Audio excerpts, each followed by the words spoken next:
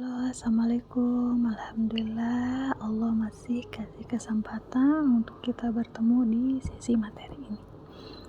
Hari ini aku akan membahas tentang cara membuat konten storytelling yang menjual tanpa terasa jualan.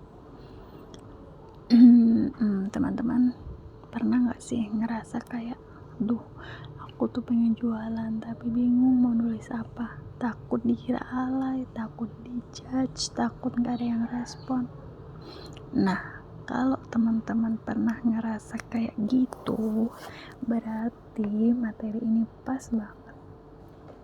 Di sini aku akan bahas cara bikin konten yang kayak ngobrol tapi bisa bikin orang klik dan akhirnya kepo sama produk kita. Namanya adalah konten storytelling. Sebenarnya apa sih konten storytelling itu? Konten storytelling adalah cara kita bercerita di media sosial yang bikin audiens betah sampai membaca konten kita atau caption kita itu sampai akhir. Dan audiens juga bisa merasa terhubung secara emosional.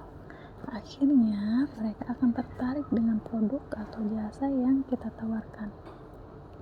Sama nih kayak waktu kita lagi curhat sama teman, terus ujung-ujungnya ada teman yang jadi pengen beli barang yang kita pakai.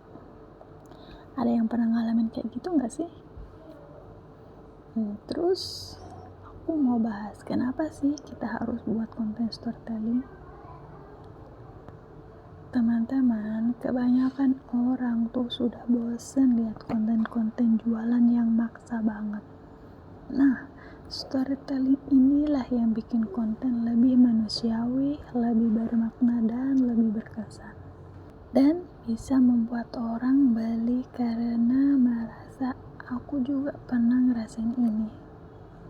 Nah, sekarang aku akan kasih tahu cara membuat konten storytelling.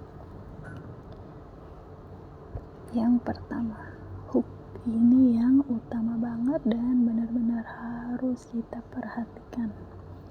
Hook adalah kalimat pembuka yang bikin orang langsung berhenti scroll.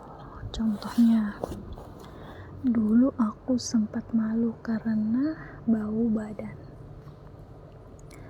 Problemnya, ceritakan tuh masalah nyata yang kamu atau orang lain alamin. Waktu itu tiap mau keluar aku harus mandi 2 kali karena takut bau badan. Masukkan produkmu secara alami sebagai bagian dari solusi. Sampai akhirnya aku nemu sabun ini. Awalnya aku ragu, tapi setelah aku coba 3 hari, bau badanku berkurang banget. Terus ajak orang untuk melakukan sesuatu. Bisa komen, DM, beli, atau sekadar save. Contoh, kalau kamu juga merasa pernah ngalamin hal yang sama, coba DM aku deh, nanti aku share produknya ya. Aku coba rangkumkan contoh konten storytelling yang udah aku sebutkan tadi. Nih, dulu aku sempat malu banget karena bau badan. Waktu itu tiap mau keluar rumah aku harus mandi 2 kali karena bau. Sampai akhirnya aku nemu sabun ini. Awalnya aku ragu sih, tapi setelah aku coba 3 hari, bau badanku udah berkurang jauh banget. Kalau kamu juga pernah ngerasain hal yang sama, coba deh DM aku, nanti aku share produknya ya. Nah, kira-kira udah dapet gambarannya gak sih bagaimana konten storytelling itu? Aku mau kasih tips tambahan buat kalian supaya bisa bikin cerita yang bisa bikin orang kepo. Yang pertama, tulis dulu cerita kamu seperti ngobrol dengan teman. Yang kedua, pakai bahasa sehari-hari, bukan bahasa iklan yang ngebosenin. Ketiga, tambahkan emosi seperti rasa takut, rasa malu, lega, atau senang. Yang keempat, gunakan aku, kamu, atau kita biar terasa lebih personal. Yang kelima, masukkan detail kecil biar cerita lebih hidup. Misalnya nih, jam 2 pagi lagi lipat baju dan lain-lain.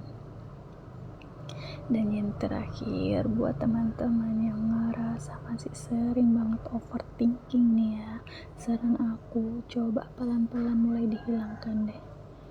Sebenarnya konten itu yang penting kamu mulai dulu deh, gak harus sempurna dulu, yang penting kamu berani bercerita, tulis dari hati dan konsisten latihan. Karena aku yakin kok setiap ibu rumah tangga itu punya cerita unik yang bisa jadi inspirasi buat orang lain. Terima kasih teman-teman, materinya hari ini cukup sampai di sini ya. Kalau ada yang ingin ditanyakan bisa langsung tanya di grup. Aku open sesi tanya jawab itu setiap hari ya teman-teman, jadi teman-teman itu boleh banget tanya apapun tentang konten di grup. Terima kasih teman-teman. Assalamualaikum warahmatullahi wabarakatuh.